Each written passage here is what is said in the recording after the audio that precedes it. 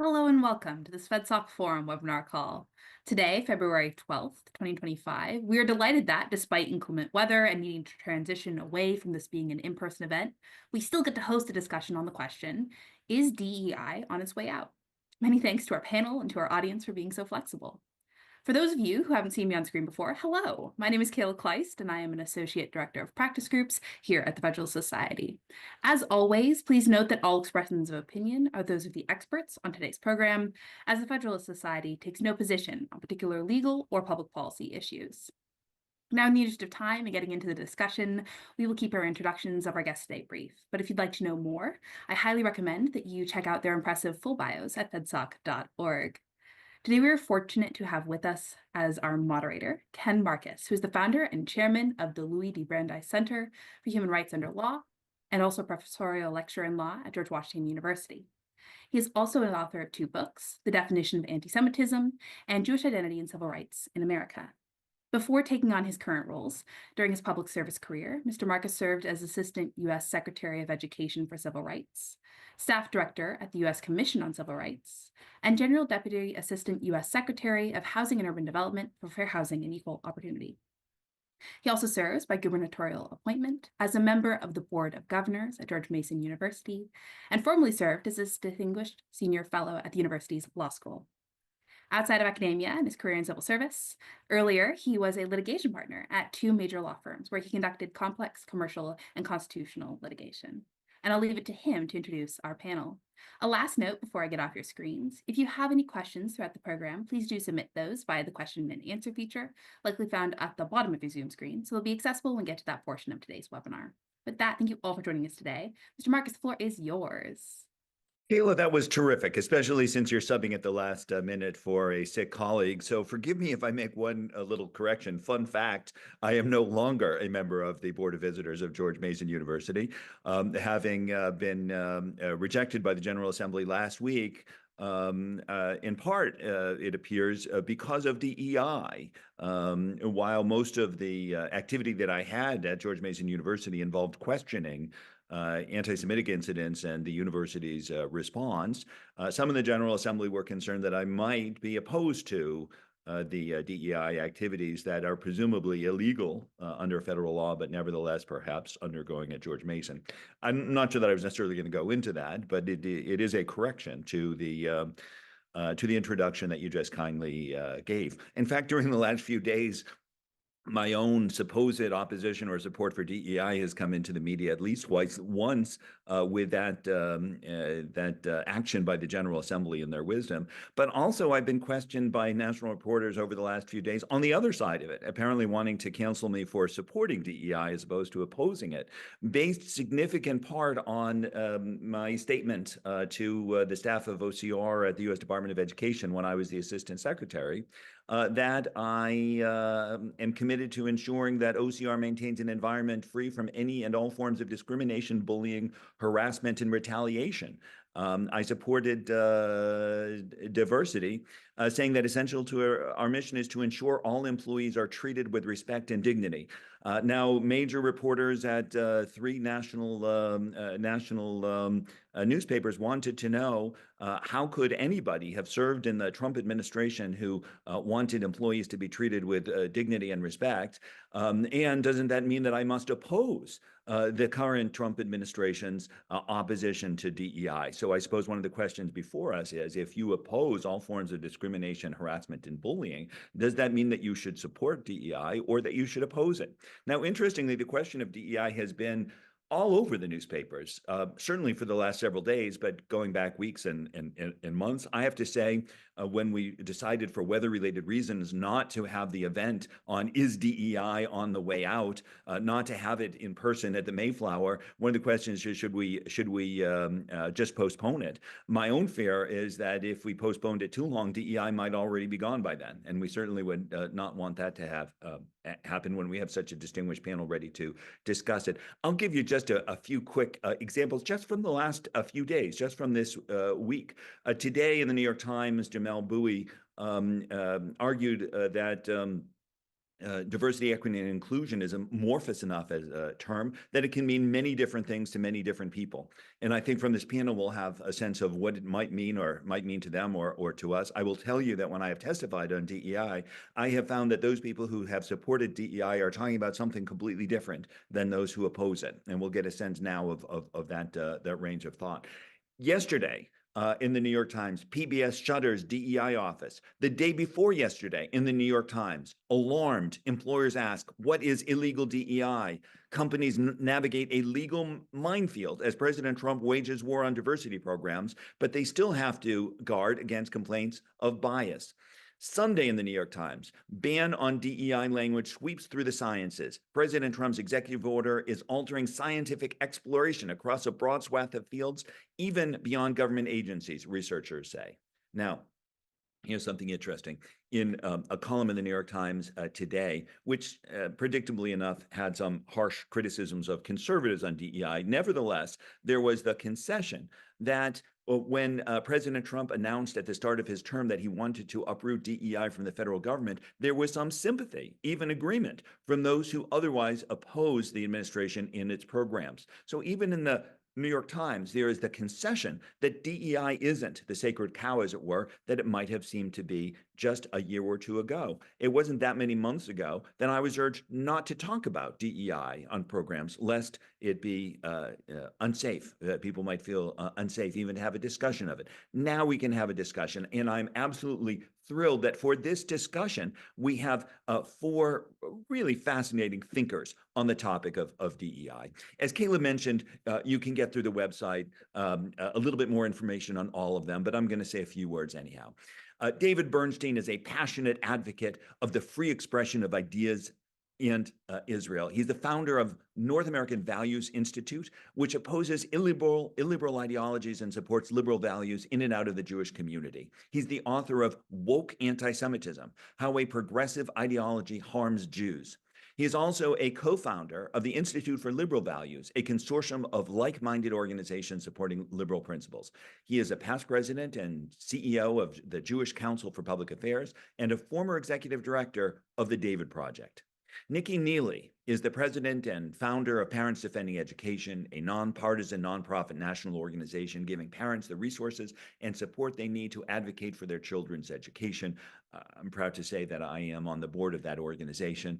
Prior to launching Parents Defending Education, Nikki created Speech First, a nationwide membership organization. She's also been president of the Franklin Center for Government and Public Integrity, a state-level investigative journalism organization. She's been executive director and senior fellow at the Independent Women's Forum, and she worked at the Cato Institute, where she created the Department of External Relations. Kim Hermann serves with me here at the Civil Rights Practice Group of the Federalist Society. I guess complaints on the moderating of this event should go to Kim. So we thank her for being here. She is the executive director of Southeastern Legal Foundation.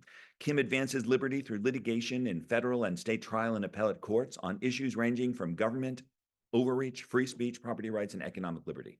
In addition to representing clients, Kim testifies before state legislatures, drafts model legislation, and regularly publishes legal articles. As I said before, she actively is a member of our Civil Rights Practice Group, and we're delighted to have her here. Professor Yascha Mounk, we're very pleased to have with us. He is a writer and academic known for his work on the crisis of democracy and defense of philosophically liberal values. Born in Germany to Polish parents, Yascha received his BA in history from Trinity College, Cambridge, and his PhD in government from Harvard University. He is a professor of the practice of international affairs at Johns Hopkins University, as well as a contributing editor at The Atlantic, a senior fellow at the Council on Foreign Relations, a Moynihan Public Fellow at City College. He's written 5 books, including his latest, The Identity Trap, A Story of Ideas and Power in Our Time. What a group. So absolutely thrilled to have the 4 of you here. I am sure that the applause would still be ongoing, probably is. In living rooms around the world, people are applauding this great group of people. We will start with our first panelist, David Bernstein. Great. Thank you all. I wish I could have seen you and been with you in person, but delighted we can have this conversation. Really appreciate the Federalist Society and UPenn and my fellow panelists. So I thought I'd start by talking about something that you mentioned, Ken, which is that we mean different things when we talk about DEI. I want to let me start with Exhibit A. Exhibit A, I was on a call with a very important lawyer, very prominent lawyer, about some of the problems that we've seen in K through 12 education around radicalized DEI and the like, and also about anti-Semitism that we've been seeing at the same time. And he was very troubled by the link that I drew between radicalized DEI and anti-Semitism. He was there really to talk about anti-Semitism, and he didn't understand how DEI could even be related to anti-Semitism in schools. And we started talking, and what I realized is that DEI in his law firm was simply about providing mentorship opportunities for minority law associates at his firm.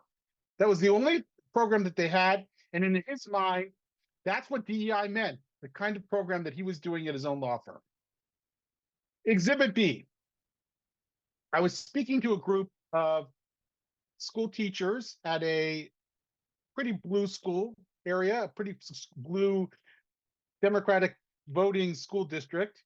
And we were talking about the anti-Semitism that they were facing at the school and the rise of anti-Semitism.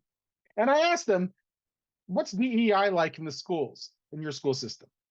And they immediately got nervous, but they started to tell me about what is called white supremacy culture, or white supremacy culture framework. And it's this framework that a woman named Tima Okun put together that has become quite popular. It is actively promoted by the National Education Association. And it holds that values like being prompt or objectivity or perfectionism are white supremacy values. And in that school system, white supremacy culture is part of their DEI program. In fact, they told me that if you even questioned it or opposed it, you could be targeted by the schools. And many of them had horror stories about raising concerns about this framework. So that's another form, that's another place on the DEI spectrum that we're talking about. And the question is, are those both DEI? And what do we mean when we talk about DEI? So I'm sure that's going to come up more. But get to the key question, though, that's been posed here. Is it on its way out? Whatever it is it on its way out? And here I'm going to say that I think there's a dual narrative at play. On the one hand, I think DEI is on its way out in the corporate sector, maybe not entirely. Maybe it will be replaced by something else, but it is certainly on its way out in many corporations. And you can talk to DEI outfits who will tell you about how much business they've lost in the last couple of years, but I'm sure even more so in the last couple of months. It is on its way out in many government sectors who are worried that they'll lose federal funding. It is on its way out in certain nonprofit organizations that receive federal funding, and I have firsthand accounts of that, of nonprofits that are scrubbing their websites of any signs of DEI because they're worried that they'll lose federal funding, and are looking for other ways of talking about or doing DEI. Some might just sort of put it on pause for a while, but I believe that's happening. On the other hand, the other narrative is that there are certain institutions where DEI runs strongest, where they're actually doubling down on it now. And they've been doubling down on it precisely because the clock is ticking. And they're worried that if they don't institutionalize this fully now, if they don't make all the recommendations that they had in their equity audit, they're going to lose the opportunity. It's easier to cancel something that hasn't gotten started. And so they want to get it fully within the system. And I think especially in K through 12 education, where we're most active, but also in higher ed and some nonprofit organizations, you're seeing a double downing on DEI. You're seeing more radical forms of DEI. So what does that mean? What are we seeing precisely? And I'll turn to the next panelist. We talk about DEI, I think the kinds of DEI worth getting upset about, not the kind that was in that law firm, in my view. The kinds of DEI worth getting upset about are those that categorize people by identity groups, like preconceived identity categories, and insist that everybody in the system either benefits from an identity category or is penalized from an identity category. Either they're part of the oppressed or they're privileged. And they divide people up accordingly. So if it's in a school system, they'll put you in an affinity group, and the kids who are part of the white affinity group are told to take responsibility for their complicity in white supremacy. And the kids in one of the oppressed affinity groups are told to band together to oppose white supremacy. That is, I think, very common, and that I think is the basic framework of DEI that we're talking about, that I think needs to be changed. We also hear a lot about equity, and here I want to make one point, that equity is both a theory and a practice. It is a theory in the Ibram X. Kendi sense that it is an explanation for why there's disparity. Equity holds that if one group is doing better than another group on, let's say, economics or average educational achievement, that one group is riding on the coattails of white supremacy if they're not white supremacists themselves. In other words, that is the basic theory. And the practice is to make sure that everybody has equal outcomes in the here and now. And I think, obviously, that leads to some problems. One last point I want to make about DEI is I think sometimes we think of it as diversity training. It's some training program that a corporation or an organization does once a year or once every 6 months or once a quarter, and they bring some outside outfit, and they then do a ice-breaking exercise, and then everybody takes responsibility for their privilege or oppression, and then they go on and do their thing. And that happens, obviously.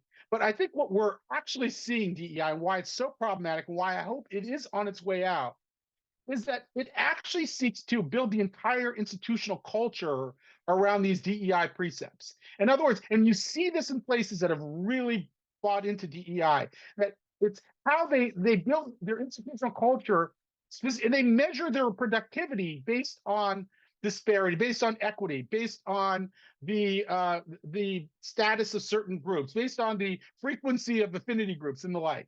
And I think that's what we're actually pushing back against. It's not a training program that happens once in a while. It is a program that is built into the culture of many institutions.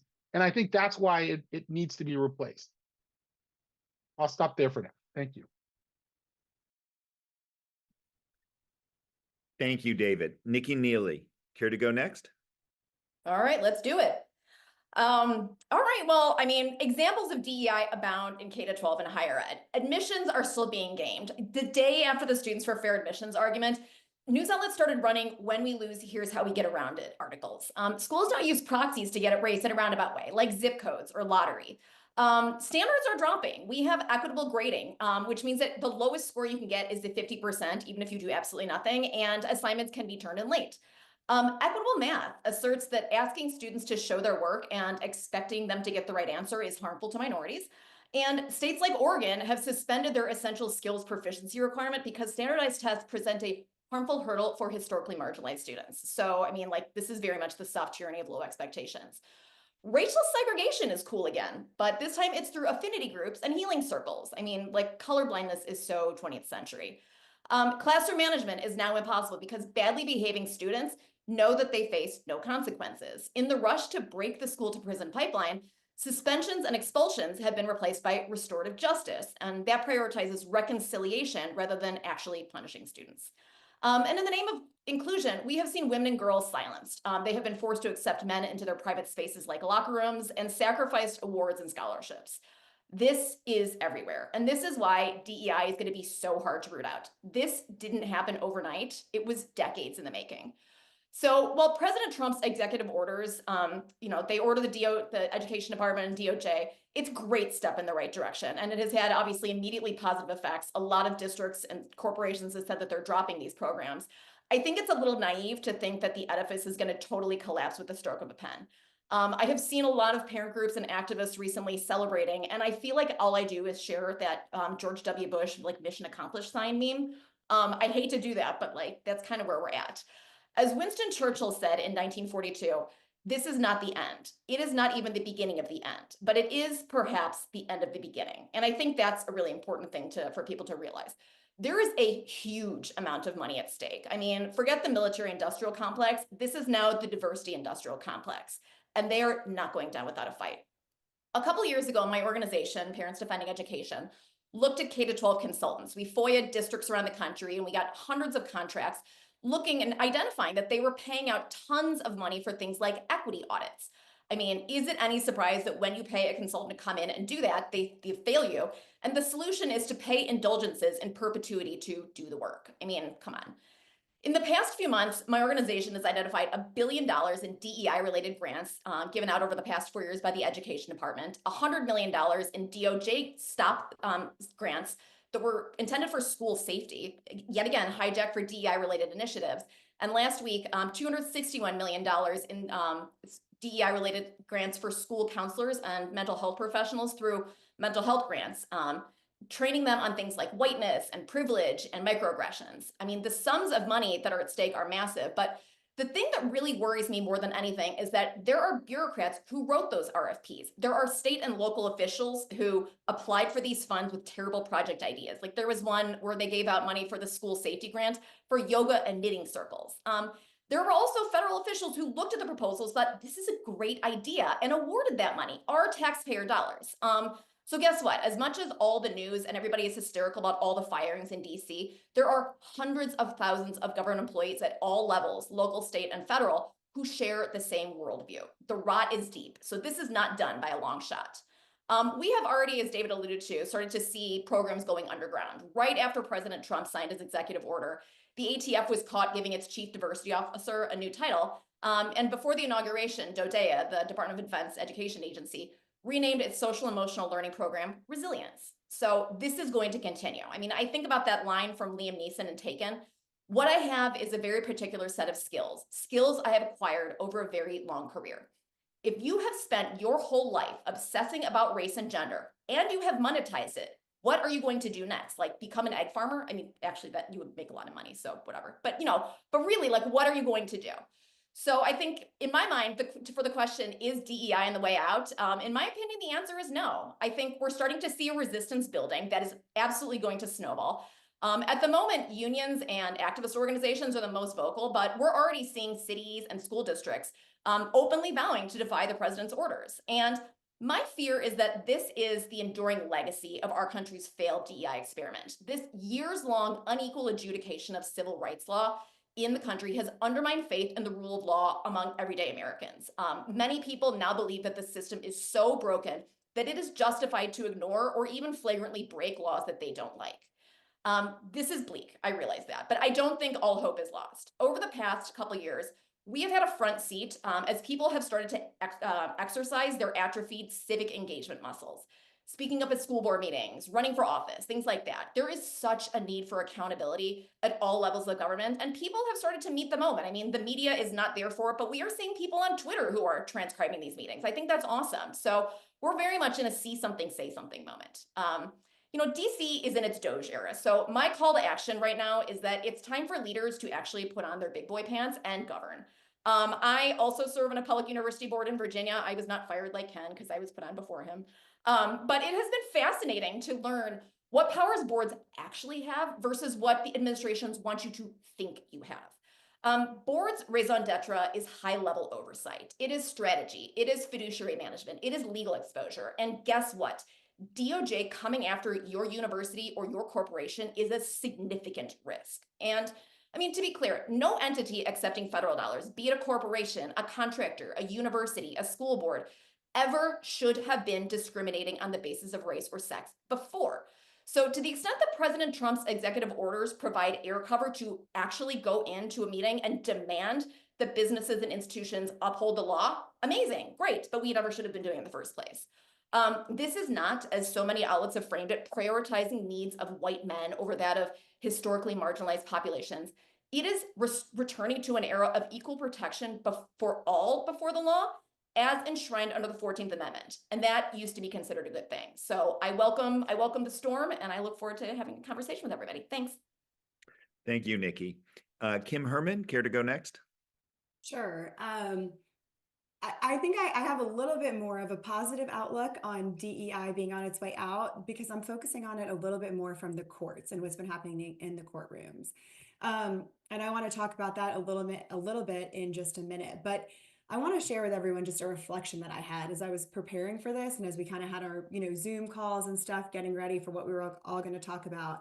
And I was reflecting back on the first time that I addressed DEI in front of Federalist Society, which was at the Mayflower, which is where we were supposed to be today. And it was back in November of 2021. And back then, America at large was really just learning about critical race theory, right? Parents had just woken up to what was happening in our schools. The federal programs excluding Americans simply because they were white were just being exposed. We're at a very different place with respect to our understanding of DEI in this country as we are today. You know, during that event, we talked about a number of things. We talked about programs and real life situations, like up in District 65 in Evanston, Illinois, where teachers would go into a training and they were actually being segregated by race. The white teachers are being put in one room, the non-white teachers being put in another room, and they're being taught about how to teach kids about racial issues. We talked about programs from the USDA, loan forgiveness programs, disaster relief programs, where farmers were specifically excluded just because they were white men. And afterwards, right, again, remember November 2021, I had a lot of people come up and say, are those things really happening? Or were you kind of exaggerating for effect, right? Like, is this actually happening? And here we are now, almost 4 years later, and I don't think anyone would ask that question because we know that those things were actually happening. So many worse things were happening, and they continue to happen in our federal programs and especially in a number of our states throughout this country. A lot of people refer to it as a culture war, but I'd propose that it's really better referred to as a constitutional war. And recognize that this is really important because as our government implements things like critical race theory and radical gender ideology into all of our programs and our regulations and our laws, and it's treating people differently because of the color of their skin or because of their sex, that violates the Constitution and our civil rights laws. And that's where we're actually winning, right? Because at the core, as David mentioned, these ideologies don't teach people to treat everyone equally. Instead, they're conditioning individuals, whether it be students or everyday Americans, to look at skin color, right? It's putting everyone into a hierarchy of racial privilege and then pitting racial groups against each other. With respects to sex, it's depriving women and girls of fundamental privacy rights, of their opportunities, of their voices, and it's putting them at physical danger, as Nikki mentioned. Then we've had the government using that full force and power that the government can yield to investigate these situations, to stifle criticism, and to really push this hateful ideology across our entire country. When we look at it and think about it, this is not a democratic republic, right? That's characteristics of a totalitarian tyranny, And that's really why we're at a constitutional war. And that's why so many of us, including many of the panelists here today, have been fighting in the courtrooms over the last 4 years and beyond to really reclaim our civil liberties. So with respect to racial discrimination, what has that looked like in the courtroom? Our federal courts have across the board made it very clear that our Constitution and our civil rights laws, what they already told us, that the government cannot treat people differently because of the color of their skin. They have also made it clear that using labels such as socially disadvantaged to not actually say what they're doing, but using labels like socially disadvantaged as a means to divide people by race is both inexplicable and unconstitutional. We've seen courts reject programs like the USDA loan forgiveness program that I mentioned, where white male farmers were specifically excluded. We've seen them reject 8 disaster relief programs from the USDA, which were American farmers, if they were white males, were again specifically excluded. In the courtroom, the defense that we saw from the federal government, whether USDA or a litany of other agencies that have been sued, was the same thing over and over again. They kept on arguing, well, we have to remedy past discrimination and so-called systemic racism. But they could never point to any of those programs actually discriminating. And they could never even define what systemic racism is, even assuming that that would have been acceptable to the courts, which across the board, they've said it's not. What they had forgotten is that our Constitution is colorblind. And I know that that's something that we talk about a lot, but we talk about it a lot because it's true and it's important. Whether or not they forgot this or they really saw it as an opportunity to intentionally write race back into our laws, you can be the judge of that, right? I don't know what their intention was. I can only suspect. But what I do know is that when we sued over these programs in court, we won. And we won because the Constitution and our civil rights laws are on our side. By one count, I saw that the Biden administration was 0-9 with respect to these lawsuits challenging federal programs, excluding our race admission cases. And I think that the count is actually a lot higher. That precedent's really important because assuming that we are in a constitutional war, the precedent is providing the constitutional foundation for what we now see President Trump doing in his executive orders. Okay. The executive orders are not just a campaign promise kept, but they're a clear direction that our administration is going, that they are going to abide by the Constitution and ensure that our civil rights laws are followed at every level of government. This doesn't mean that we stop fighting, as Nikki said. This is really just the beginning of the battle. It just means that we have more allies in the fight for those of us who fight in the courtroom. And race isn't the only battleground. I want to quickly mention something about sex and those other executive orders that have come out of the Trump administration, because we focus so much on race, but sex and gender is just equally as important of a battleground.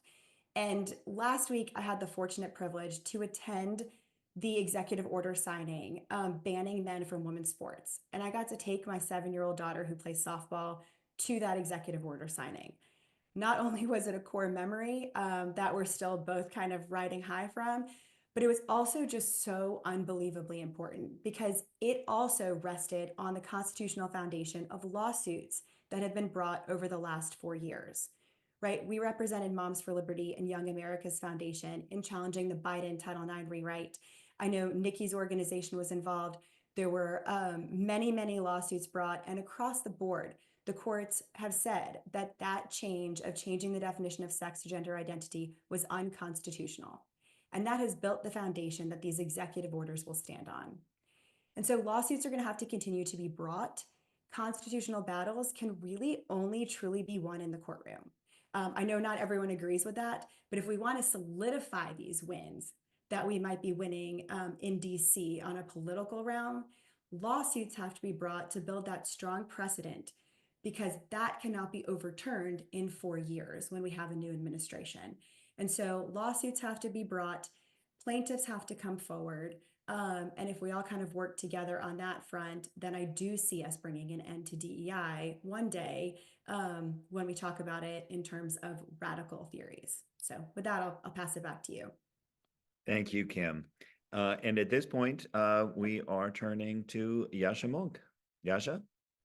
Wonderful. Thank you very much for having me here. And it's been really interesting listening to these sets of remarks and the sort of mix of optimism and pessimism from different people who've intervened. So as the last speaker, before we go into a real discussion, I'm going to try and do my best to explain why some people are more optimistic and some people are more pessimistic. And I think it comes fundamentally from which side of the American political spectrum has power in which kind of realms of American public life. And so in general, at the moment, conservatives have more power, obviously, in the presidency and the Congress, for that can change from election to election, and in many ways in the courts, at least on the Supreme Court. And of course, liberals and progressives have a lot more power in many of the kind of traditional mainstream institutions of society, and particularly the ones that are strongly concentrated in the cultural and the educational sphere. So not only in a lot of the mainstream media, but in institutions like the leading universities in the country and so on. And so I think that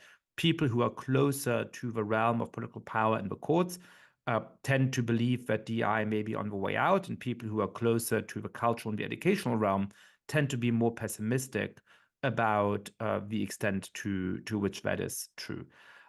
So I think that's where we can sort of derive, a first prediction about what's going to happen over the course of the next years, which is that, the Trump administration, the courts are going to push back many forms of DEI where it violates the Constitution, and that is going to lead to a significant rollback. There may be a little bit of a cultural vibe shift where some corporations and so on acquiesce to that as well. But there's also going to be both resistance and counter-reaction. There's going to be a counter-reaction because suddenly I think the pressure on university presidents and other kinds of educators from the one side is from the administration. They don't want to run afoul of the law. But on the other side is from campus, where, if you were a president or a chancellor of a big American university who wanted to reform some of the ways that have gone wrong with respect to DEI on your campus over the last few years, you might have been able to win over the majority of your faculty that probably is not that political, that's kind of center-left in orientation, that shares some of those concerns, but really doesn't want to be associated with, Donald Trump. I think now that Trump is in office, it's going to be a lot harder for those reform-minded institutional leaders to push that through, because they're immediately going to be accused of selling out to Donald Trump and selling out to the administration. And the last thing we should do is that. So actually, we should go further than that. And of course, there's going to be some realms where the power of the courts is already meeting and is going to meet, the unwillingness of many progressives to actually abide by what the law said. By the way, by what the law said in many cases before the Supreme Court's decision on affirmative action. I know from friends and colleagues, and to some extent from personal experience, that there have been many, many faculty searches at American universities over the last decades that were blatantly illegal, not just by the new legal standards, but by the old legal standards, where it was made very clear and sometimes recorded on paper that we were only looking for a certain kind of candidate, and that qualification was a racial one that clearly falls afoul of the Constitution. There's going to be some lawsuits against that, and that's going to roll back some of it. But is it actually going to succeed in rolling back all of it? I spoke to a leader of a national nonprofit organization recently, who I'm not going to identify her name, who told me, look, it's an imperative for their organization to become more diverse, and they're going to do whatever it takes to do that. And you know what? If that breaks the law, then so be it. They're willing to take that risk. And that was in the new, political and legal reality. So I think that's going to be an ongoing fight here. For me, as somebody trained in political theory, one of the questions is, can we actually get to a settlement on which most Americans can agree, on which 70–80% of Americans can actually align on what in this area do we find acceptable and what do we not find acceptable? Because a future in which for the next 30 years, there's this continual tug of war where, depending on who happens to dominate which institutions at which time, we're veering wildly back and forth between different policy regimes, is not really very good for people on either side of the spectrum. And so as somebody who's a philosophical liberal who believes in the basic principles of the United States Constitution, here's the suggestion that I would have. I think we should separate, as some people have mentioned, DEI into various component elements. So one of those elements is, let's say it's 4 elements, right? One is a straightforward, classic, non-expansive anti-discrimination law, right? It's obviously clear that in the history of the United States, we did often exclude people on the basis of their race or their biological sex from various institutions. We need laws to make sure that an American university can't say we don't admit people of a particular race. Fair enough. Secondly, I do think that we should be true to the idea animating the American dream, that people from all kinds of backgrounds should have opportunities. And I think that does make it morally incumbent upon many influential institutions to try and seek out really qualified candidates. So, if Harvard University wants to make sure that they don't just get talented students from the schools that often send people to Harvard, but also from schools that have not historically done so, sending letters encouraging people who've done very well on the SATs to say, hey, you may not be thinking about our institution, but your SAT scores are excellent. Why do you think about applying? I think that's something that we should also embrace and for which we can have a majority in this country. I would also mention 2 things which I think we shouldn't do. The first of this is to create the kind of diversity trainings which are deeply rooted in an anti-liberal, left-wing identitarian ideology, which defines people by their ethnic origin over other attributes they have, which defines people by other ascriptive identities over their own views and aspirations, which talks about things like white supremacy culture in inaccurate and grossly generalizing ways that humiliate students in forms like privilege walks and so on. And finally, I think we should reject ways in which we go beyond encouraging candidates from diverse backgrounds to apply and making sure that we don't have arbitrary requirements for candidates, such as that they have to have a college degree in areas where that might not be necessary. Going beyond that to say, we're going to hire one person over the other, we're going to admit one person over the other at similar levels of talent, similar levels of qualification, simply because of their ascriptive identities like race and gender. That we should also reject. And I actually think that if we could get people on both sides of this fight to agree on those four principles, we could gain a permanent settlement that 80% of Americans agree with. My optimism for reaching that point is relatively low, however. Thank you, Yascha. Thank you all. I see that our audience is already finding their way to the Q&A function. So if you have questions, please feel free to add them now.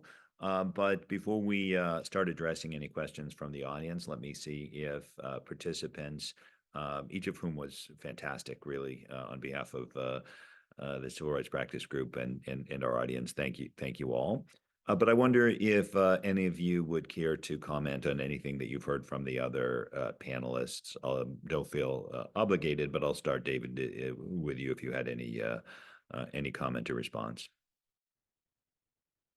I think they all presented very well. I agree with Kimberly's take that progress in the civil rights law arena obviously bodes well for certain kind of DEI, for ending a certain kind of DEI.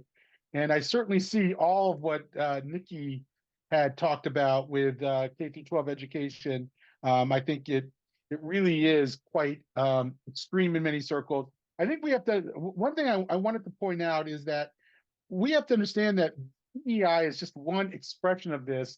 It comes in different forms, and it's not always called DEI. It can be encapsulated in an ethnic studies program that divides people up into oppressor and oppressors, as we've seen in California and Minnesota and Washington and other places. It can be in culturally responsive education. It can be in social emotional learning. It can be, and it comes in various forms and various ways. And what we're really still talking about is the same ideology, an ideology that Yascha certainly defined well in his book, The Identity Trap. And I think we have to understand that, it's very easy to change the terms here to something like belonging and understand that we might be dealing with the same thing. You have to do the deep dive. And I always urge people who are a little reluctant to take on DEI in their schools or wherever else, at least do the deep dive and ask the questions and do what groups like Parents Defending Ed do a lot of, which is, FOIA requests to find out what's actually happening in your schools so that you know what you're dealing with. Maybe it is a softer form of DEI that you could be less concerned with. My guess is probably not. So do that work. 2 years ago or so, I think it was August of 2022, my organization did a national poll, and we polled certain terms like DEI, anti-racism, critical race theory. And at that time, critical race theory polled very poorly. It had been exposed in the public. This came after a lot of the sort of campaigns with critical race theory in the wake of the Virginia elections and the like. People had a vague idea what it was, and even among liberals, they didn't like it. What DEI, by the way, did not poll poorly, and my theory and anti-racism did not poll poorly because I think people didn't know what those terms meant, and they thought it was anti-racism was just being against racism, and they thought diversity, equity, inclusion was just about diversity and inclusion, and probably didn't know what equity meant. And so I think we're going to have to be. It just shows you like there is a concerted effort in certain institutions to confuse the public, and they'll switch up terms very quickly. And I think what we have to do is train people in a way to be amateur philosophers so that they can recognize some of this ideological terminology as it emerges. The word critical, for example. I believe deeply in the critical thinking. I want my kids to be critical thinkers. And for me, that means objective analysis. In many education settings, I learned that critical thinking means critical in the sort of critical theory sense of learning to recognize and resist systems of oppression. So a teacher may talk about critical thinking and actually mean something that's the very opposite of critical thinking. So we have to help parents and other consumers out there understand this terminology and how it seeps into the discourse and how it's institutionalized if we're going to actually really turn the tide on DEI in the long term. Thank you, David. Nikki, did you have any comments on the others? I like Yascha's ideas. I support them. So I second the motion. And I think Kim actually made a really important point, is that the court cases have to continue, because over the next several years, we're going to have to codify the president's executive orders. There's going to be a lot of heavy lifting that has to happen. There needs to be legislating. There needs to be bills passed through Congress. As we saw with Title IX, a 37-word statute written in 1972, the Biden administration literally rewrote the definition of a single word, sex. And so I think that we're going to have to frame that out a lot more. And then also, there's going to have to be proper notice and comment. We are a nation of laws. We don't just rule with the pen and a phone.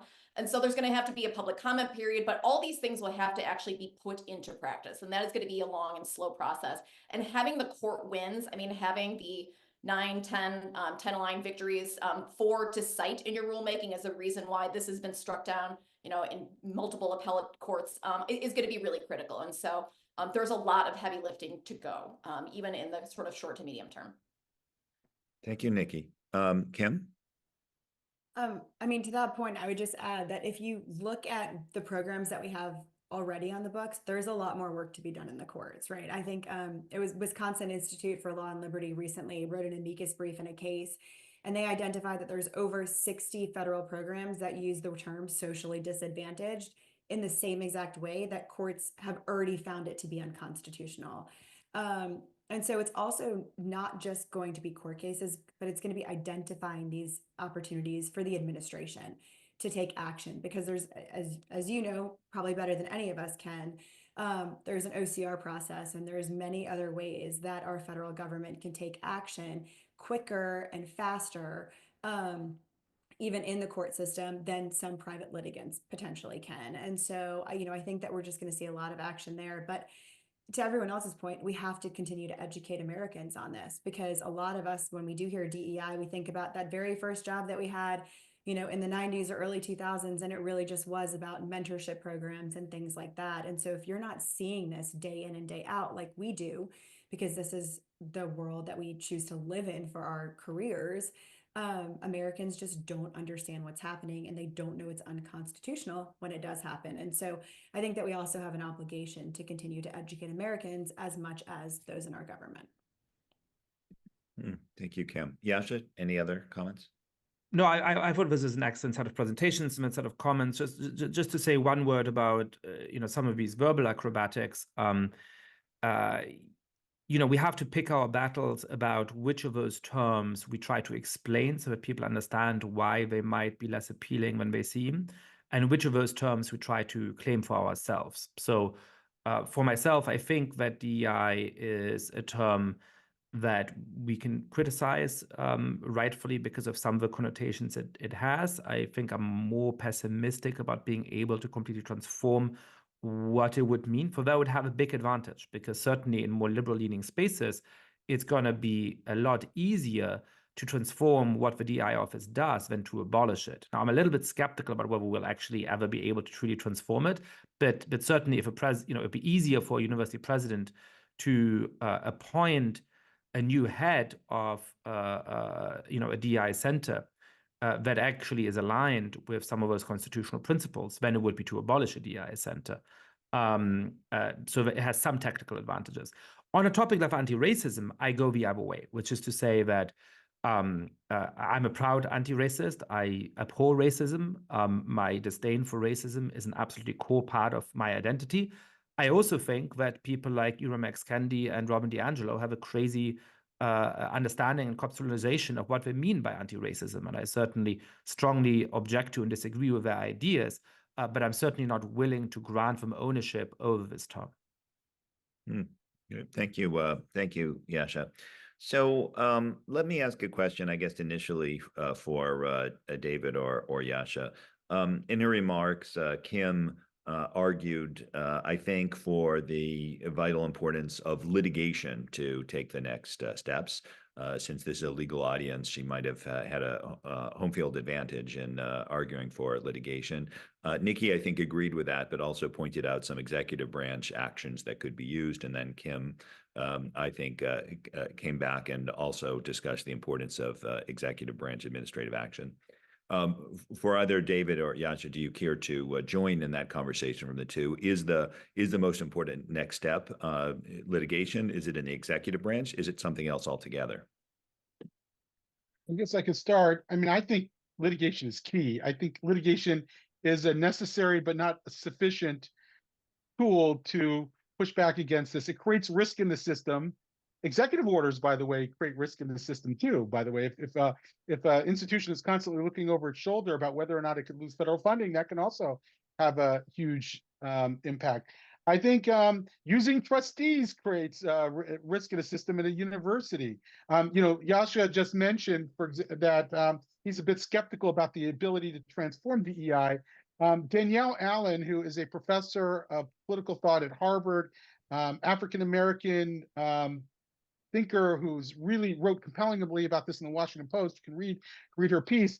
Tried to actually change DEI at Harvard prior to the Great Racial Reckoning, and included viewpoint diversity and religious diversity as two markers of diversity. Now, if you actually included viewpoint diversity in DEI, in other words, it would be okay to have different perspectives on power, privilege, race, and the like, it wouldn't be DEI as we know it. It would transform DEI in a way that probably many of us would.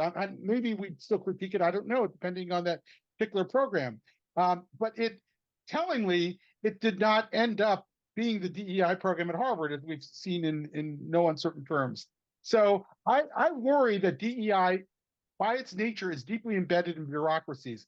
And those bureaucracies are peopled by folks with certain perspectives on the world that have gone through the DEI school themselves and are eager to teach a certain worldview, part of a certain worldview, to whoever is in the DEI program.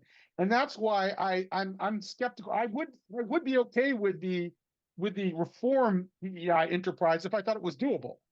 But I'm just worried that because of the nature of DEI, it won't be. So yes, I would use all these tools: legal, advocacy, institutional, government action, and hopefully end up in a better place. Thank you, David. Yascha, did you care to? Yeah, just to expand on that, I agree that litigation is absolutely key and an important tool that has already been impactful and will obviously continue to be so over the course of the next years. I also strongly agree with David that part of this is to make sure that institutional leaders have incentives on both sides. If you are the editor of a mainstream newspaper or you are the president of an Ivy League university, you feel the pressure from the progressive interest groups and the undergraduate students and the young staff as very, very strongly. I think having some pressure, whether in the form of legal threats or in the form of donors from the right to counterbalance some of those pressures, can actually sometimes enable and empower those institutional leaders to make better decisions, because if they see pressure from both sides, they actually have to go back to first principles and go back to some kind of principled way through this morass, rather than simply going wherever the loudest voices are, which is always going to be on this topic and in the other direction.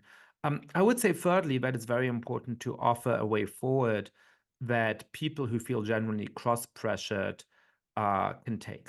I have a lot of empathy because my political socialization is much more on the center left, for people who are genuinely concerned about inequalities and injustices in this country. And I think offering them a path forward which acknowledges those concerns and makes it clear why it is that we can and we should address those historical injustices in a way that is in fact consonant with the United States Constitution and with the philosophically liberal values that it contains is a very, very important thing. And that's a swing constituency in a lot of these institutions, right? You have a bunch of extreme activists on one side. You have a few scattered conservatives on the other side. And a lot of the middle is in that kind of mushy, if you want to be derogatory, and I probably am a mush myself, space. So you need to give them a way to get on board.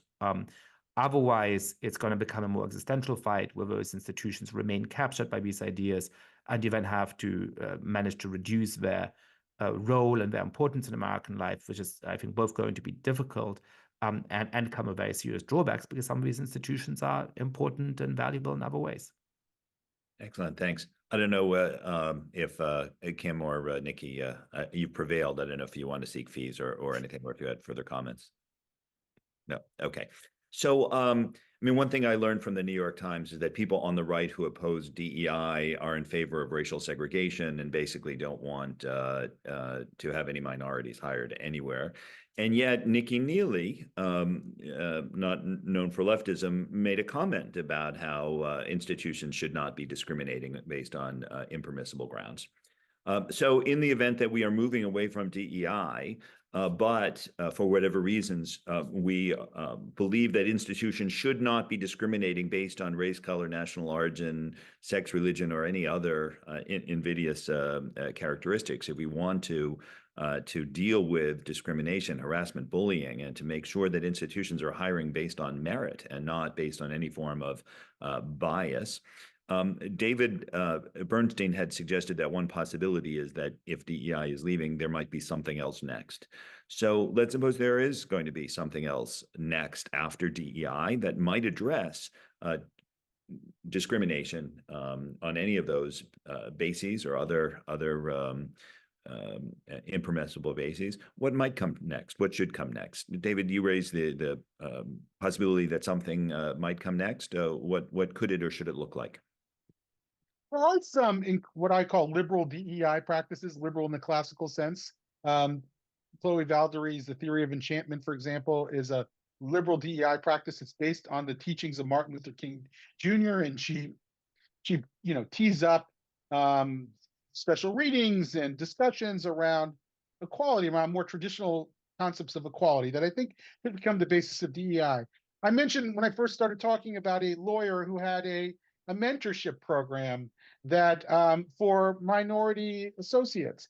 There are problems in certain companies and organizations that make them less friendly or inclusive to minorities. I think we can be aware of that. I remember in around 2010, 2011, I used to work in the finance district of Boston, and we'd walk around and I would walk around, somebody else on my team, and we'd see these formations of the white guys in Brooks Brothers suits, and we could always pick out who the alpha male was in the group by how they were walking.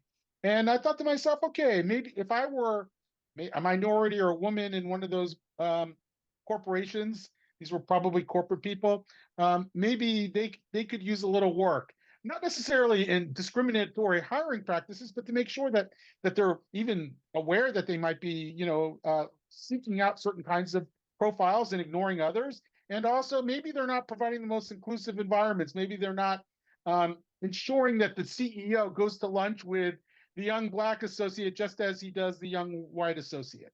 And so I think that there are kinds of DEI that are worth thinking about. And I think there would be, we still might differ on some of them, and we still might critique some of these practices. But I don't think we'd be where we are now in this national discussion if those were the forms of DEI that had been embraced and not what we see today. Thank you, David. Anyone else? Yeah, I mean, look, I think one of the questions is, how do we celebrate the great diversity that we now have in the United States and many other democracies around the world as well, but in a way that encourages people to connect with each other rather than putting them in different boxes. And so I'll say a couple of things. One is that the most successful research program in social psychology of the last, at least from 75 years, is called intergroup contact theory. And what that shows is that when people from different groups have a chance to really spend time with each other in the right kind of circumstances, they often come to have a much more positive opinion of each other and reduce a lot of prejudices. Now, there's also conditions on that. That tends to work when they are equals in the kind of situation in which they are placed, when they have a common task, and most importantly, when the authorities and the authority figures around them are encouraging them to get along, are telling them you should actually be getting along. What are examples of that? Well, the United States Army is an example of that. A sports team in a middle school or a high school is an example of that, right? You have the same goal, you have equal status as players on the team in the situation, and your coach tells you if you have any beef, cut it out. You're supposed to get along, right? Unfortunately, so much of our institutional architecture today systematically and deliberately violates those conditions, right? It is, let's come in, and the way we talk about diversity is to place you in separate affinity groups in which we tell minority groups about how ill the intentions of their fellow students or fellow, employees probably are. And we sort of shame the members of a majority group about how they are probably secretly racist, and we should really be careful about what's actually in their hearts. We tell people, like New York University on its ID cards for students, that the world is dangerous because there might be a terrorist attack, and here's the number to call when that happens. And you might have a terrible medical incident, and here's the medical number to call when that happens. That's understandable. Those are things you might have to worry about. And thirdly, you might suffer a microaggression, and here's the bias response team that you should call when you suffer a microaggression. That primes people to expect that we're not going to be able to get along. And so I think that there's all kinds of ways in which institutions up and down, from elementary schools to corporations, should think very hard about how they can celebrate and encourage diversity in a way that actually encourages people to get into real conversation with each other, to get to know each other, to have meaningful, deep, respectful conversations with each other, rather than the opposite. And some of that is easy, some of that is hard, right? I would always choose the sports day over the affinity group. I would always choose the context in which I'm communicating, but I'm expecting you to get along, over the one where I say, you're probably going to have all of these conflicts, come to me, the authority figure, when that happens. But some of it can be genuinely misguided, but well-intentioned, right? So I spoke to a student when I spoke at a liberal arts college a number of years ago, who's a first-generation Mexican-American student, comes from a poor background. And she said to me, I was really excited when I came to college that I was going to meet people who are very different from me. But the first 2 weeks were an orientation and a training for first-generation college students, for us to network with each other and so on.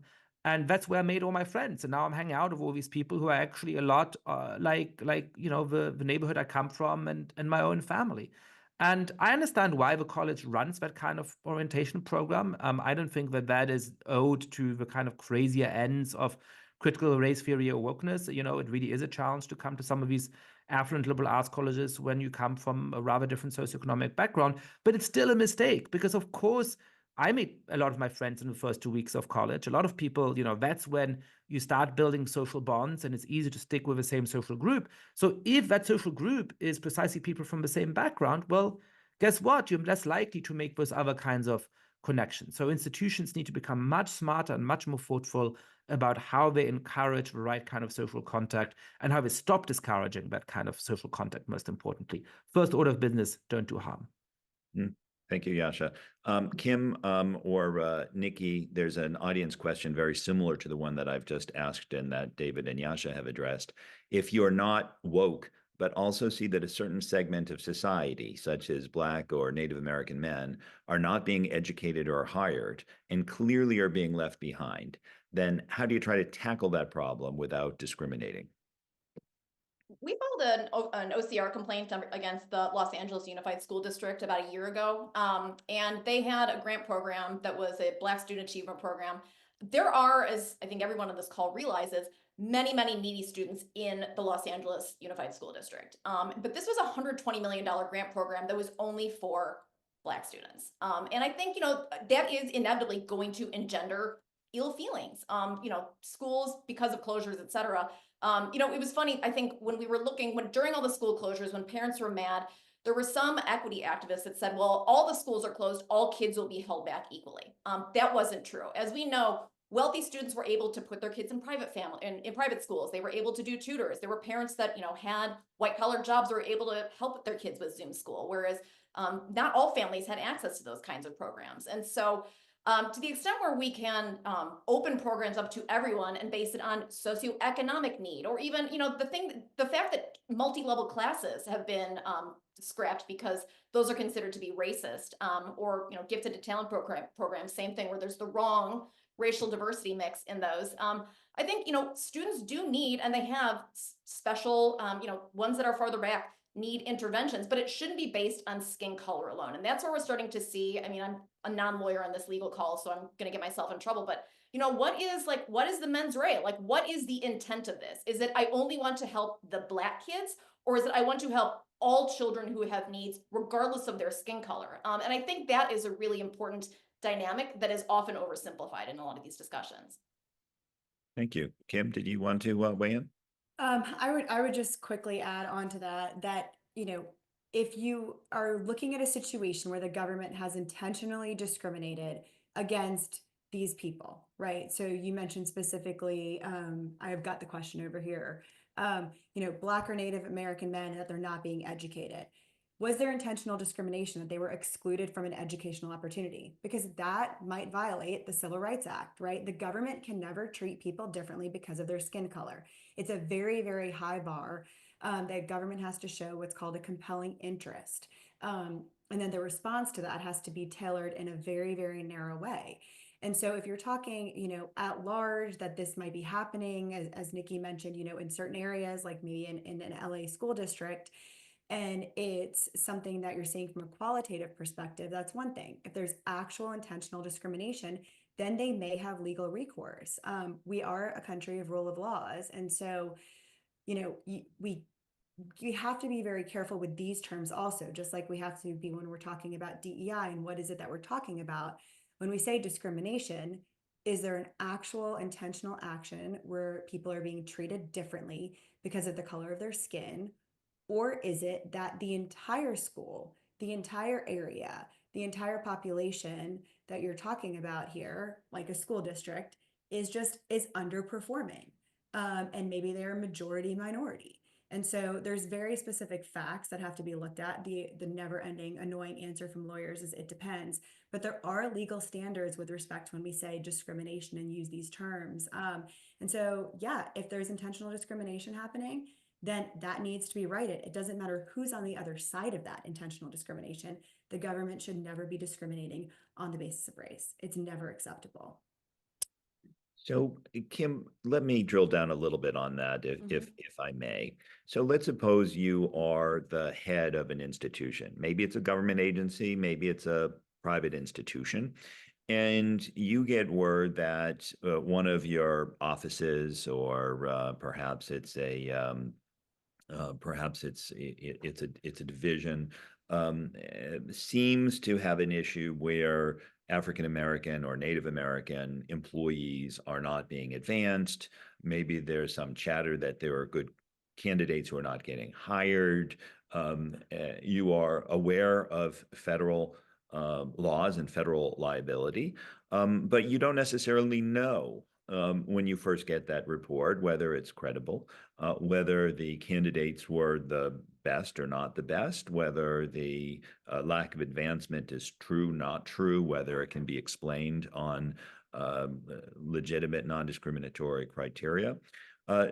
Do you then have to investigate? And if you do have to investigate, does that mean you have an office that's looking at these issues? And how does the office look at it? Does that mean that you, as a corporation or agency, need not only to defend against legal challenges, but also to be looking into whether your organization, despite your best intentions, is engaged in practices that are discriminatory? And what does that look like? And does that end up being something that others might call a DEI office, or is it something altogether different? I think that it could look like something altogether different. I think that, we have to steer away from the idea that these are just going to be DEI offices that are constantly taking this theory and talking about race constantly, right? When I think about a DEI office in a company, I'm thinking about the trainings that we frequently see that are brought to us by teachers or by employees, where they're being told that if they're silent on these issues, that they don't become an anti-racist educator, not in the way, that is actually against racism, but if they do not become the Ibram Kendi version of an anti-racist educator, then they are a white supremacist, right? That's what I think of as these DEI offices. But yes, our federal government, our state government, our corporations, our companies, they do have an obligation to follow the law. And so that can be done through a general counsel's office, right? It doesn't have to be an office specifically focused on diversity, equity, and inclusion. It can be attorneys that are focused on compliance with the laws. I'm, not an expert in advising companies how to structure their different departments, but I don't think that this needs a separate office. But yes, they do need to make sure that they're following the laws. We have them for a reason. We're not talking about giving anyone a free pass here, and we shouldn't, right? Because discrimination at any level is immoral, and it's unconstitutional and unlawful. So I just think that there's a lot of different ways that companies can do it without having a DEI office, which, as we all know now, encompasses so much more than just legal compliance. Okay, thank you. So let me now bring in a possibly related question also from the audience.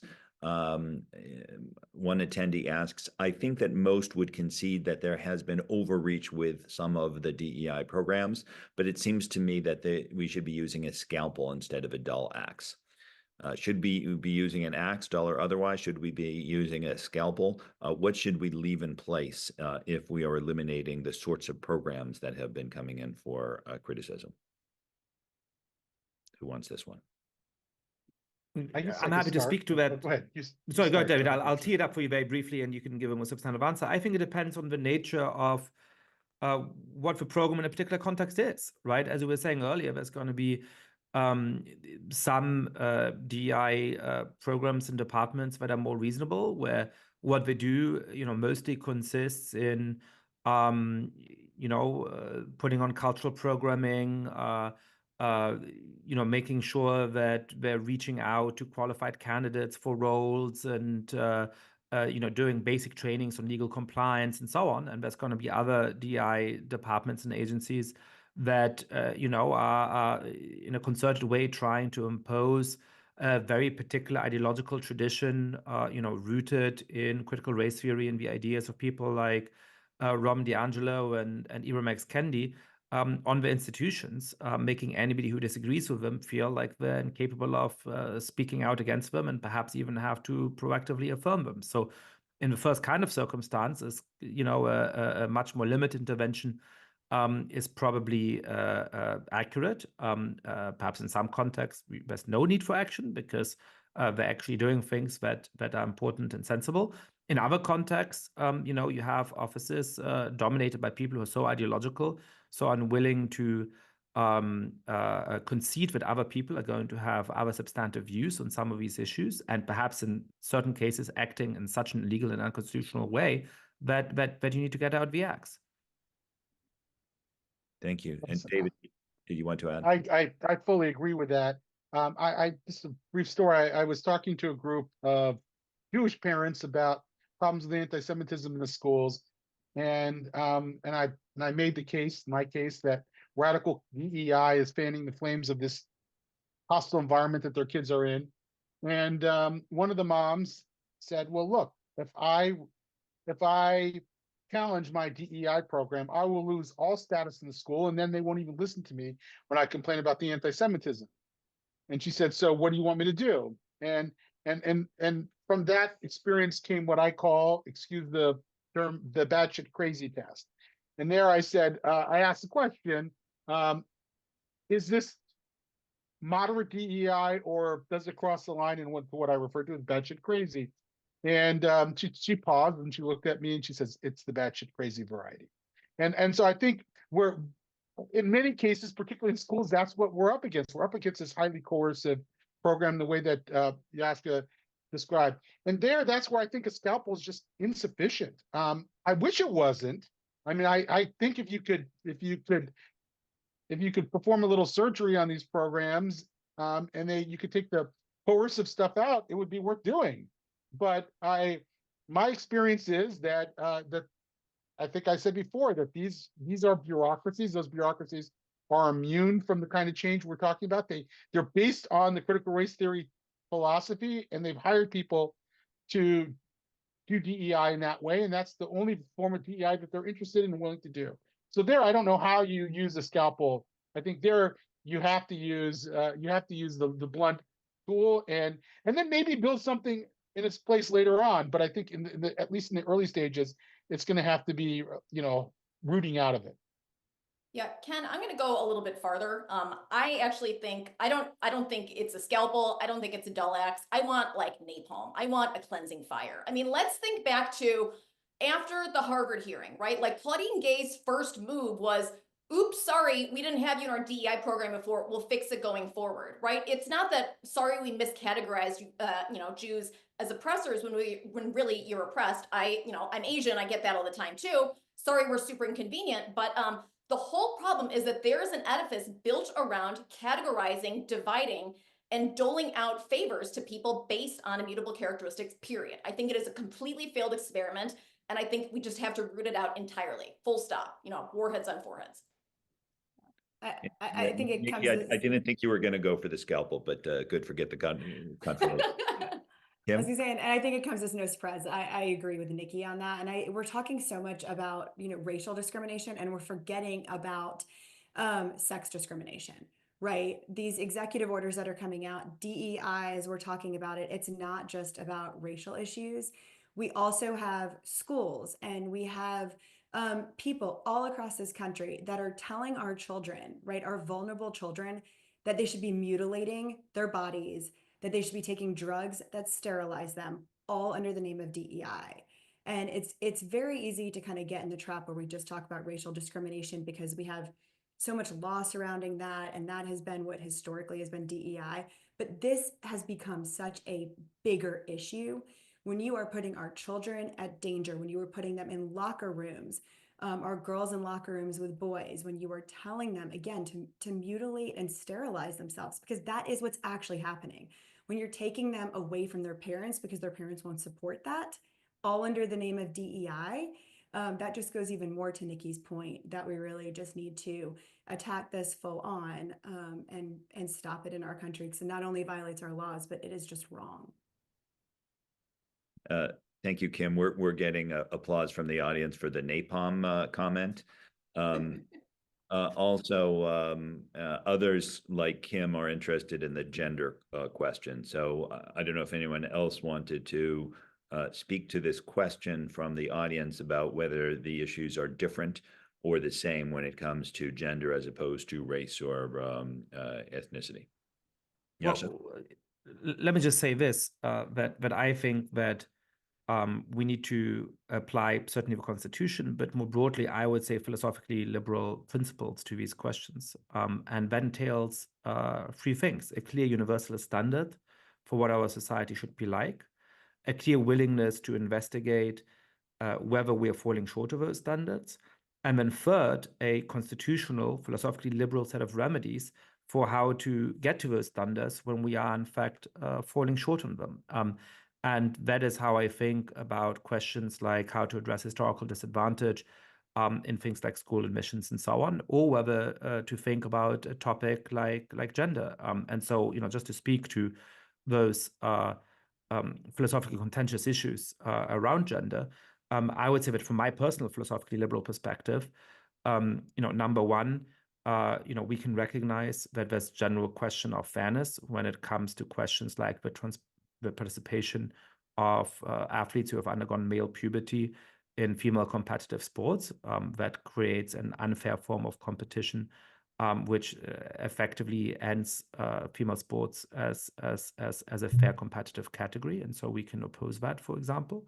I think it's a question of making evidence-rooted decisions about things like hormone treatments and gender transitions for minors. And we've seen that many European countries that are not in general more socially conservative than the United States have updated the guidance in a more restrictive way based on things like the CAS review. I think where that critical evidence holds up, we should follow suit, but that is a question that is ultimately about evidence, because we want to have the best interests of those people at heart. I would also go to say in the other direction that when an administration wants, as the Trump administration has announced it would do, to ban trans people from participation in the military. I would want to see strict scrutiny to make very, very sure that this is genuinely a significant problem of military readiness and therefore, a threat to a compelling state interest, because I'm deeply skeptical that it is. I don't see any reason from where I stand, from the evidence I've seen so far, for why those philosophically liberal principles should be compatible with excluding people from being able to serve our country under arms, merely because of, how they present themselves in the world. Which, by the way, last point, philosophically liberal, doesn't mean that I, as a private individual, have an obligation to refer to them as they prefer or whatever. I might be very happy to do that, but I don't think I should be allowed to be compelled to do that. But just that they want to present themselves in that way to the world should not, from where I stand, disqualify them from serving our nation in the military. Thank you. I'd like to add to that if it's okay, Ken. So I was in a meeting with a superintendent of a public school system, and the topic of gender came up.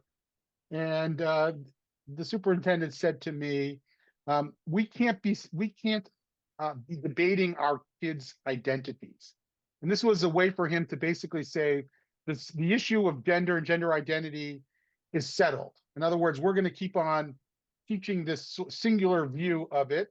And we're not going to allow that discussion even about whether or not about gender affirming care or women's sports or what have you, because in his mind, that would be debating their identity.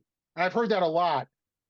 My organization is working on a discussion guide called Can We Talk About It? And what we do is we tee up the arguments for gender affirming care to minors and against, and biological sex as determinative, and and gender and pronouns and women's sports. And we actually steel-man arguments on both sides and sometimes multiple sides of this, and post discussion questions. Now, I know that there are people who believe that simply that it's wrong, and I get it, and I probably agree with you on in a lot of cases. But what I find is that when you actually create permission structures or permission and invite the conversation, people might come to your conclusions more than they would if you just say we're going to stop this conversation from happening altogether. On the racism issue, I worked with a teacher at a school who teed up both Ibram X. Kendi's view of anti-racism and John McWhorter, who's a Black professor at Columbia, has written extensively on these topics, his critique of Ibram X. Kendi. And he said it was remarkable to watch so many of the students who had only been taught Ibram X. Kendi to actually switch sides and really get behind John McWhorter. And I think that is a much more effective and frankly classically liberal approach to these conversations. Our kids are exposed to these debates, whether it's on Instagram or in their schools. And I think it's incumbent upon us to allow them to have those conversations at the appropriate age level, of course. And just to jump in very briefly, that's what I do in the classroom with questions like cultural appropriation. I'm struck by the extent to which, at this point, most of my students start from the assumption that obviously anything you might possibly describe as cultural appropriation is wrong, because that's what they've learned from their teachers, often starting in elementary school. But when you assign them some attempts to make sense of why cultural appropriation of any form is indeed problematic and we should reject it, but also texts that argue that, in fact, cultural exchange is a key part of our society, and we should celebrate our ability to be inspired by each other's cultures in a diverse place like the United States. A lot of them change their minds, and that's why it takes pedagogical work and it takes actual public debate about these issues rather than either enforcing debate about them or banning debate about them. Thank you. So we have had just an enormous number of questions, which I think is just confirmation of the extraordinary vitality of the discussion that our panelists brought. I think there might be time for one more. It's a legal question for which I think Kim might get the right of first refusal. The question is whether we would say a word or perhaps another word about the difference between DEI and what is required by federal civil rights laws like Title VI, Title VII, or Title IX. I don't know if I fully understand the question. By DEI as programs, Let me see. Is So let there? me let me Yeah, help reframe me frame up exactly what let me they're asking. I haven't seen reframe the it. question. Let me reframe it a little bit. Yeah. Some seem to think that if one is serious about enforcing civil rights laws, then one must have DEI offices, while others will say just the opposite. If one is serious about enforcing civil rights laws, then we can't have a DEI because there is an inherent tension between the requirements of anti-discrimination laws and what has become of DEI. Yeah, okay. I think it all just comes back to semantics with that, and that kind of brings us back full circle to where we started here. Having a DE office, not having a DEI office, we all have our personal thoughts on that, but from a legal perspective, you have to follow the law. You have to follow the Constitution. And whether or not you're administering that, again, through a general counsel's office, or whether or not you're just making sure that you follow the law, I don't know if legally it matters necessarily if you're talking about like a private company, how that happens. Now I know there's stuff in the executive orders that we have to end all of the DEI offices, and there's different naming structures. People are going to rename things. We're already seeing it at schools all across the country. I've got parents contacting me all the time saying, hey, they've already renamed it this, even before the executive orders, right? As soon as November came and President Trump was elected, schools already started to change the language that they were using. At the end of the day, it's what you do. And are you treating people differently because of the color of their skin, or are you treating people equally? Are you violating the law, or are you not violating the law? That's what you ultimately have to look at. And segregating teachers by race, segregating students, that is unconstitutional and it is unlawful. And there's a lot of things that I think we're going to see out of this administration very early on. There's a lot of OCR complaints that they can immediately get to. I know Parents Defending Education has been very involved with filing OCR complaints over the last 4 years. We represent a teacher who the Department of Education actually found that this mandatory segregation was a violation of Title VI, and the Biden administration withdrew that finding. We've been appealing that. It's still pending. It is ripe for action out of this administration. So call your office what you may, you can't violate the Constitution. And Nikki may have something to add. I see her nodding. I don't know if you guys can see her, but I see her nodding behind the screen here. No, and I think you hit it on the nail, or you hit the nail on the head. It's what are they doing? Are they focused on equality of opportunity or equality of outcome? I mean, when I sued the University of Michigan in 2018 over their campus free speech policies, at the time, Mark Perry at AEI did a study, and he found 92 DEI officials like pulling a salary, combined salary of $11 million. Fast forward to, I guess, whatever the New York Times came up with a few months ago. Now it's up to 208 people with, even more money. How many full ride scholarships for underprivileged, low income students could that actually do, right? I mean, let's put our money where our mouth is. You can talk and you can talk and you can have all these wonderful programs on campus, but are you actually opening the door for people? You're not. And so I think, to that extent, I don't care if it's a separate office. I do care, as you said, what they're actually doing at the end of the day. Thank you. Thank you to our fantastic panelists. Thank you to our audience who've stayed on throughout the 90 minutes. Thank you to the Federalist Society for hosting this event of the Civil Rights Practice Group. And thank you, Kayla, for subbing for Marco Lloyd and doing an excellent job of putting it all together. Kayla?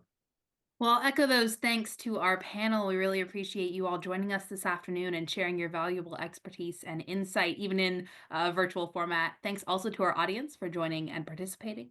Welcome listener feedback by email at fedsocforums@fedsoc.org. And as always, keep an eye on our website and your emails for announcements about other upcoming virtual events. With that, thank you all for joining us today. We are adjourned.